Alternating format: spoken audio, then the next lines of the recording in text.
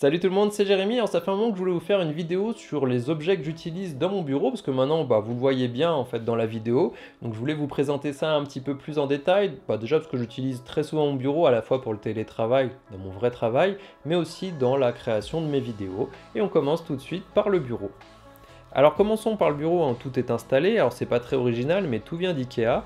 J'ai un plan de travail qui repose sur deux colonnes de tiroirs, c'était le plus intéressant au niveau rapport qualité-prix, car vous ne le voyez pas dans les vidéos, mais le bureau fait en fait toute la longueur du mur, afin d'avoir une partie pour moi et une partie pour ma femme. Il y a une autre table qui est à disposition juste ici qui me permet de poser les objets que je teste, ça évite d'encombrer le bureau quand je travaille, ça me permet aussi de poser là mon téléphone quand je me filme, ou encore mon micro ou mon appareil photo. On va avoir dans chaque colonne 6 tiroirs sur le bureau, ce qui me permet dans celle de gauche d'avoir tout ce qui est lié à la vidéo, la photo, les objectifs, les appareils, etc. Et sur la partie droite, des choses un petit peu plus classiques, des chargeurs, mon casque Oculus, des papiers. Et du coup, ces tiroirs me permettent de ranger pratiquement toutes mes affaires là-dedans. Alors ensuite, la pièce maîtresse, on va dire, c'est cet écran de 34 pouces de chez LG. Pendant longtemps, j'utilisais des écrans 24 pouces plus classiques et ça m'allait très bien. Au travail, j'ai deux écrans et c'est vrai qu'à la maison, ça commençait à me sembler un petit peu petit.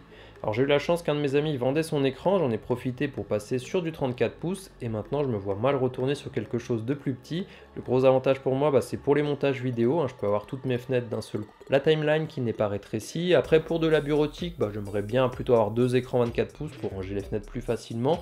Mais par contre pour regarder des films, jouer aux jeux, n'importe quoi, c'est vrai que le 34 pouces est vraiment agréable.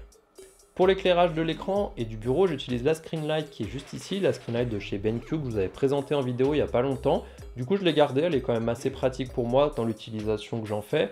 Et puis ça me permet surtout de gagner de la place sur le bureau. Ça m'évite d'avoir une lampe supplémentaire juste pour m'éclairer, surtout que j'utilise très souvent mon plafonnier Xiaomi, lui aussi que je vous avais présenté en vidéo il y a très longtemps.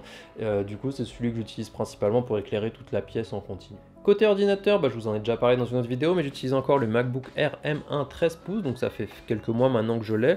J'en suis toujours aussi content pour le faire mes montages sur Premiere Pro, sans ralentissement, mais surtout quand je veux le prendre avec moi avec son format compact, qualité d'écran, son autonomie, c'est vraiment agréable. Donc ça peut rester en veille pendant très longtemps, et pour regarder une série, rechercher quelque chose, c'est vraiment très pratique. J'ai aussi rajouté un support pour le surélever, ce qui m'évite de baisser la tête dès que je veux regarder cet écran. C'est assez pratique. Alors je voulais en gris, mais je l'ai reçu en noir, donc c'est pas tout à fait ce que je voulais, mais la fonction restera la même.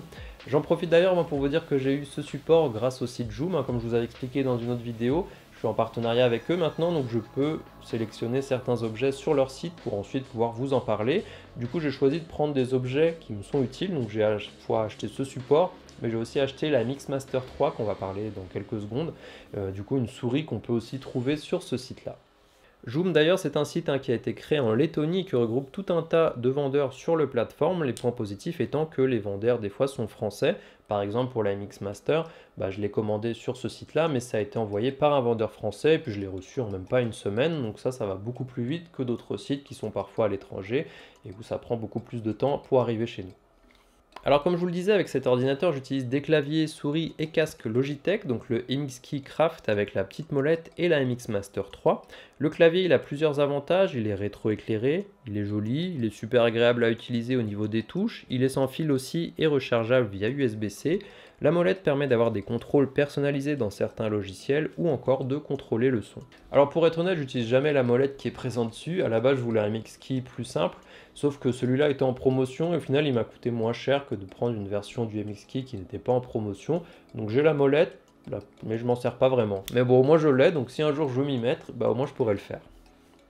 Autre point pratique, c'est sur ce clavier, on a à la fois les touches pour Windows et pour Mac. Alors quand je l'ai acheté, j'imaginais pas du tout avoir besoin de la partie Mac, mais maintenant que je suis dessus, j'en suis bien content, car certaines touches ne sont pas placées pareil pour les touches de commande, les arrobases, etc.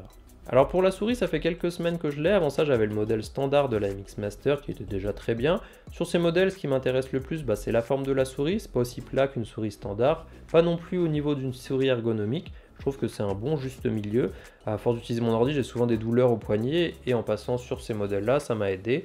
Là aussi, on a pas mal de boutons personnalisables que j'utilise pratiquement pas. Par contre, un plus de passer de l'ancien modèle vers le nouveau, bah, c'est de passer du micro USB à l'USB-C, ce qui m'évite d'avoir encore un câble supplémentaire.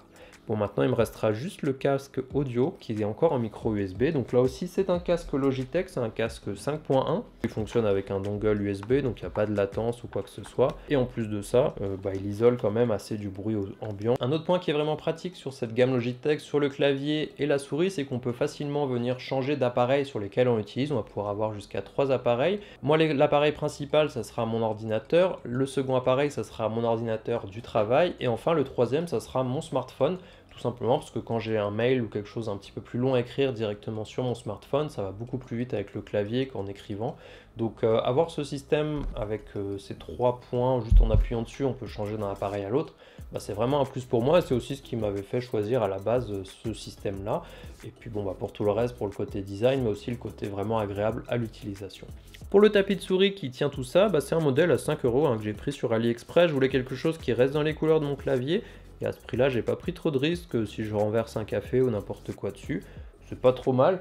Il commence un petit peu à perdre de sa qualité. Maintenant, ça fait quelques mois que je l'ai, donc je pourrais très bien en reprendre un autre.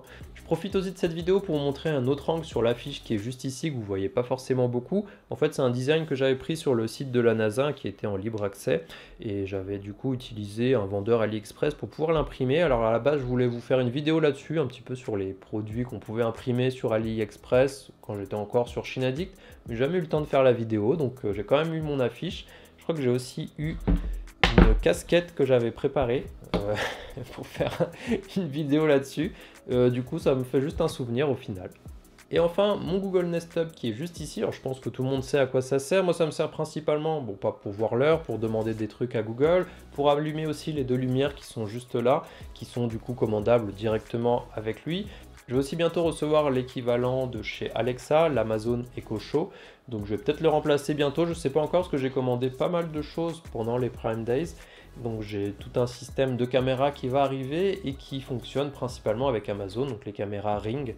Et dans ce cas-là, ça sera plus intéressant pour moi d'utiliser le système d'Amazon que le système Google, mais je ne sais pas encore si je vais garder celui-là ou pas. En tout cas, vous le verrez de toute façon très bientôt. Voilà, donc j'espère que cette vidéo vous a plu, ça change un petit peu. Je voulais aussi profiter de mon partenariat avec Joom pour pouvoir vous proposer des vidéos un petit peu différentes. Pas forcément juste aller prendre un produit pas très cher sur leur site pour vous faire une vidéo entière dessus qui serait pas forcément intéressante je trouve.